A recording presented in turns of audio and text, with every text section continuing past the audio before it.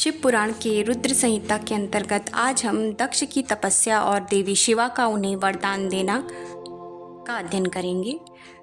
तो कथा में आगे बढ़ते हुए नारद जी ने ब्रह्मा जी से पूछा, पूज्य पिताजी, दृढ़ता पूर्वक उत्तम व्रत का पालन करने वाले दक्ष ने तपस्या करके देवी से कौन सा वर प्राप्त किया तथा देवी ने किस प्रकार दक्ष की कन्या होने का उन्हें वरदान दिया। तो ब्रह्मा जी ने कहा, नारद, तुम इस कथन को मुझसे सुनो।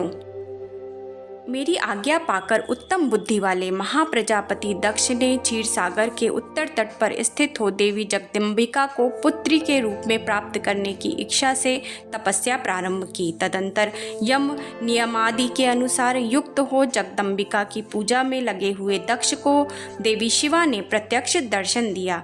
वे कालिका देवी सिंह पर आरूढ़ थीं। उनकी कांति श्याम थी, मुख बड़ा ही मनोहर था। वे 4 भुजाओं से युक्त थीं। उत्तम प्रभा से प्रकाशित होने वाली उन जगदम्बिका को भलीभांति प्रणाम करके दक्ष विचित्र वचनों से उनकी स्तुति करने लगे। ब्रह्मा जी ने कहा, मुने, दक्ष के इस प्रकार स्तुति करने पर महेश्वरी शिवा ने स्वयं ही उनके अभिप्राय को जान लिया। तो भी दक्ष से इस प्रकार कहा, दक्ष, तुम्हारी इस उत्तम भक्ति से मैं बहुत संतुष्ट हूँ।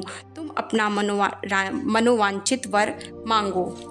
जगदम्बिका की यह बात सुनकर प्रजापति दक्ष बहुत प्रसन्न हुए और उन शिवा को बारंबार प्रणाम करते हुए बोले। दक्ष ने कहा, जगदम्ब महामाये, यदि आप मुझे वर देने के लिए इच्छा रखती हैं तो मेरी बात सुनिए। मेरे स्वामी जो भगवान शिव हैं, वे रुद्र नाम धारण करके ब्रह्मा जी के पुत्र के रूप में अवतीर्ण हुए हैं। वे परमात्मा शिव के पूर्ण अवतार हैं, परंतु उनका कोई अवतार नहीं हुआ है। फिर उनकी पत्नी कौन होंगी? अतः शिवे, आप भूतल पर अवतीर्ण होकर उस महेश्वर को अपने रूप लावण्य से मोहित कीजिए। देवी आपके सिवा दूसरी कोई स्त्री रुद्र देव को कभी मोहित नहीं कर सकती। इसलिए आप मेरी पुत्री होकर इस समय महादेव जी की पत्नी होइए।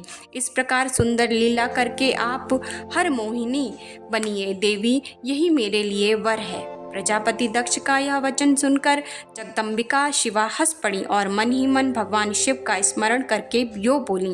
देवी ने कहा, तात प्रजापते दक्ष, मेरी उत्तम बात सुनो। मैं सत्य कहती हूँ, तुम्हारी भक्ति से अत्यंत प्रसन्न हो तुम्हें संपूर्ण मनोवांछित वस्तु देने के लिए मैं आई हूँ। दक्ष, यद्यपि मैं महेश्वरी हूँ तथापि तुम्हारी भक्ति के अधीन हो तुम्हारी पत्नी के गर्भ से तुम्हारी पुत्री के रूप में अवतीर्ण होंगी, इसमें संशय नहीं है। मैं अत्यंत दुस्सह तपस्या करके ऐसा प्रयत्न करूंगी जिससे महादेव जी का वर पाकर उनकी पत्नी बन जाऊं। इसके सिवा और किसी उपाय से कार्य सिद्ध नहीं हो सकता है, क्योंकि वे भगवान सदाशिव सर्वथा निर्विकार हैं, ब्रह्मा और विष्णु के भी सेव्य हैं तथा नित्य परिपूर्ण रूप ही हैं। मैं सदा उनकी दासी और प्रिया हूँ। प्रत्येक जन्म में वे नाना रूपधारी शंभु ही मेरे स्वामी होंगे। अब तुम अपने घर जाओ। अब शीघ्र ही मैं तुम्हारी पुत्री होकर महादेव जी की पत्नी बनूंगी। परंतु मेरा एक प्रण है, उसे तुम्हें सदा मन में रखना चाहिए। मैं उस प्रण को सुना देती हूँ, तुम उसे सत्य ही समझना। यदि कभी मेरे प्रति तुम्हारा आदर घट जाएगा, तब उसी समय मैं अपने शरीर को त्याग दूंगी, अपने स्वरूप में लीन हो जाऊंगी अथवा दूसरा शरीर धारण कर लूंगी। मेरा यह कथन सत्य है। तब पत्नी सहित प्रजापति दक्ष ने बड़े प्रेम से मन ही मन जगदम्बिका का ध्यान किया, साथ ही गदगद वाणी से प्रेम पूर्वक उनकी स्तुति की। इससे देवी शिवा संतुष्ट हुई और उन्होंने अपने प्रण की पूर्ति के लिए मन ही मन यह विचार किया कि अब मैं वीरिणी के गर्भ से अवतार लूंगी। ऐसा विचार कर वे जगदम्बा दक्ष के हृदय में निवास करने लगीं। फिर उत्तम मुहूर्त देखकर दक्ष ने अपनी पत्नी में प्रसन्नता पूर्वक गर्भाधान किया। तब दयालु शिवा दक्ष पत्नी के चित्त में निवास करने लगी। उनमें गर्भधारण के सभी चिन्ह प्रकट हो गए। भगवती शिवा के निवास के प्रभाव से वीरिणी महामंगल रूपिणी हो गईं।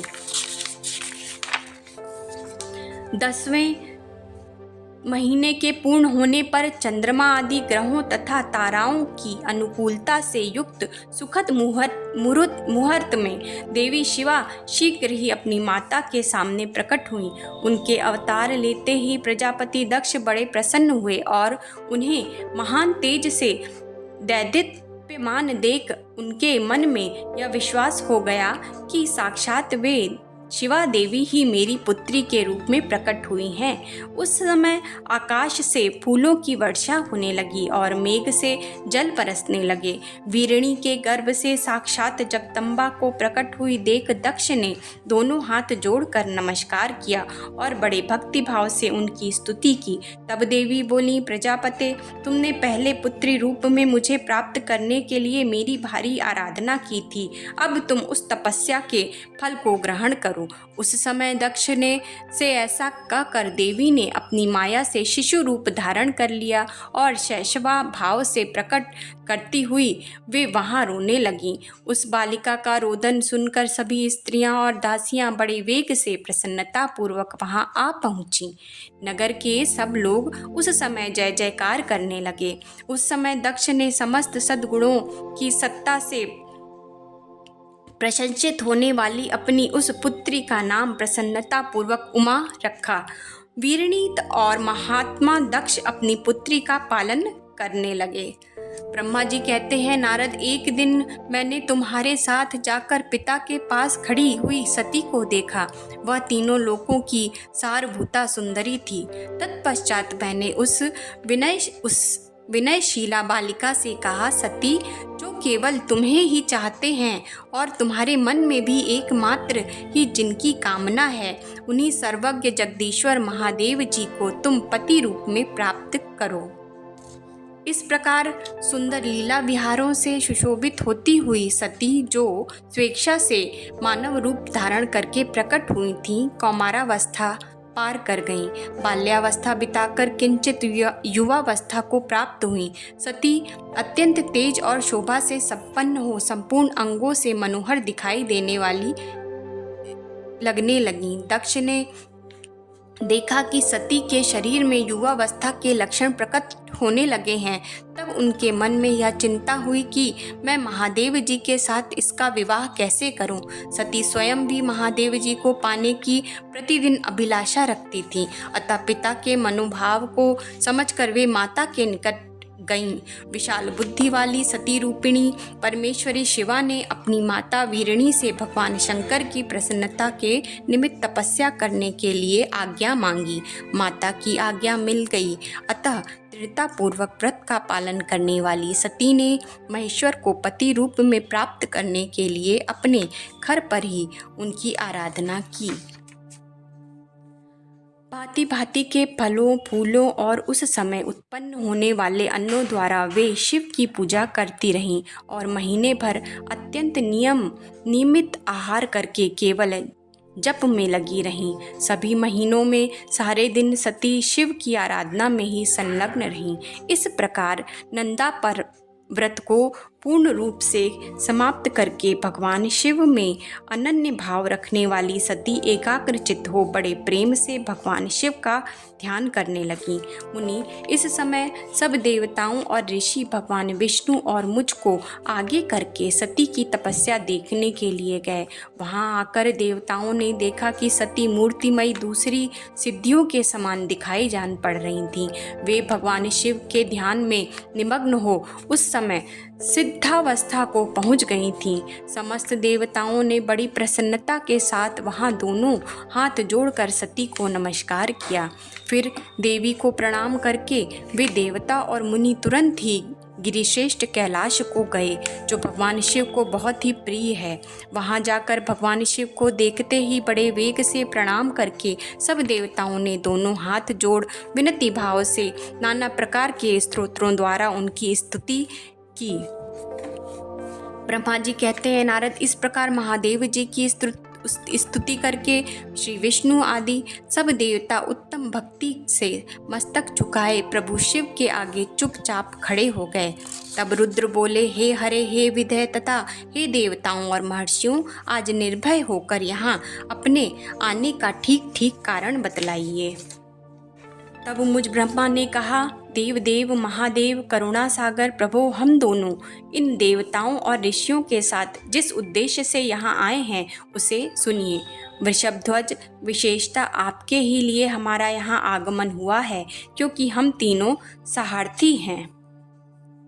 महेश्वर, इसलिए कुछ ऐसे असुर उत्पन्न हुए हैं जो मेरे हाथ से मारे जाएंगे। कुछ भगवान विष्णु के और कुछ आपके हाथों नष्ट होंगे। महाप्रभु, कुछ असुर ऐसे होंगे जो आपके वीर से उत्पन्न हुए पुत्र के हाथों ही मारे जा सकेंगे। अतः महेश्वर, एक बात और भी है, उसे सुनिए। मुझे पहले के वृत्तांत का स्मरण आया है।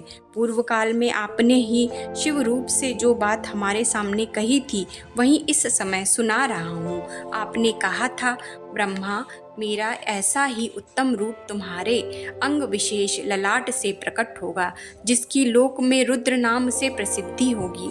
तुम ब्रह्मा सृष्टिकर्ता हो, श्रीहरि जगत का पालन करने वाले हुए, और मैं सगुण रुद्र रूप होकर संहार करने वाला हूँगा। एक स्त्री के साथ विवाह करके लोक के उत्तम कार्य की सिद्धि करूँगा। अपनी यही कही हुई बात को याद करके आप अपने ही पूर्व प्रतिज्ञा को पूर्ण कीजिए। अतः आप एक ऐसी कामिनी को स्वीकार करें जो लोकहित के कार्य में तत्पर हो। शंभु, जैसे लक्ष्मी भगवान विष्णु की और सावित्री मेरी सहधर्मिणी है, उसी प्रकार आप इस समय अपनी जीवन सहचरी प्राणवल्लभा को ग्रहण करें। मेरी यह बात सुनकर लोकेश्वर महादेव जी के मुख पर मुस्कुराहट दौड़ गई। वे श्रीहरि के सामने मुझसे इस प्रकार बोले, सुरश्रेष्ठगण, मेरे लिए विवाह करना उचित नहीं होगा, क्योंकि मैं तपस्या में संलग्न रहकर सदा संसार से विरक्त ही रहता हूँ और योगी के रूप में मेरी प्रसिद्धि है। मुझे तो सदा केवल योग में लगे रहने पर ही आनंद आता है। तथापि जगत के हित के लिए तुमने जो कुछ कहा है उसे करूँगा। तुम्हारे वचन को गरिष्ठ मानकर अथवा अपनी कही हुई बात को पूर्ण करने के लिए मैं अवश्य विवाह करूँगा, क्योंकि मैं सदा भक्तों के वश में रहता हूँ। परंतु मैं जैसी नारी को प्रिय पत्नी के रूप में ग्रहण करूँगा और जैसी शर्त के साथ करूँगा उसे सुनो। हरे ब्रह्मा, मैं जो कुछ कहता हूँ वह सर्वथा उचित ही है। जो नारी मेरे तेज को विभाग पूर्वक ग्रहण कर सके, जो योगिनी तथा इच्छानुसार रूप धारण करने वाली हो, उसी को तुम पत्नी बनाने के लिए मुझे बताओ। जब मैं योग में तत्पर हूँ तब उसे भी योगिनी बनकर रहना होगा। जब मैं काम सक्त हूँ तब उसे भी कामिनी के रूप में मेरे पास रहना होगा। उनकी यह बात सुनकर मैंने और श्री हरि ने मंद मुस्कान के साथ मन ही मन प्रसन्नता का अनुभव किया। फिर मैं विनय होकर बोला, नाथ महेश्वर प्रभो, आपने जैसी नारी की खोज आरंभ की है वैसी ही स्त्री के विषय में मैं आपको प्रसन्नता पूर्वक कह रहा हूँ। साक्षात सदाशिव की धर्म पत्नी जो उमा हैं, वे ही जगत का कार्य सिद्ध करने के लिए भिन्न भिन्न रूप में प्रकट हुई हैं। प्रभो, लोकहित का कार्य करने की इच्छा वाली देवी शिवा दक्ष पुत्री के रूप में अवतीर्ण हुई हैं। उनका नाम सती है। सती ही ऐसी भार्या हो सकती हैं जो सदा आपके लिए हितकारिणी हो। देवेश्वर महातेजस्विनी सती आपके लिए आपको पति रूप में प्राप्त करने के लिए दृढ़ता पूर्वक कठोर व्रत का पालन करती हुई तपस्या कर रही हैं। महेश्वर, आप उन्हें वर देने के लिए जाइए, कृपा कीजिए और बड़ी प्रसन्नता के साथ उन्हें उनकी तपस्या के अनुसार वर देकर उनके साथ विवाह कीजिए। तब भक्त वत्सल भगवान शिव ने हंसकर कहा, बहुत अच्छा, ऐसा ही होगा। अब आगे के भाग में हम सती को शिव से वर की प्राप्ति का अध्याय पढ़ेंगे। आज के लिए धन्यवाद।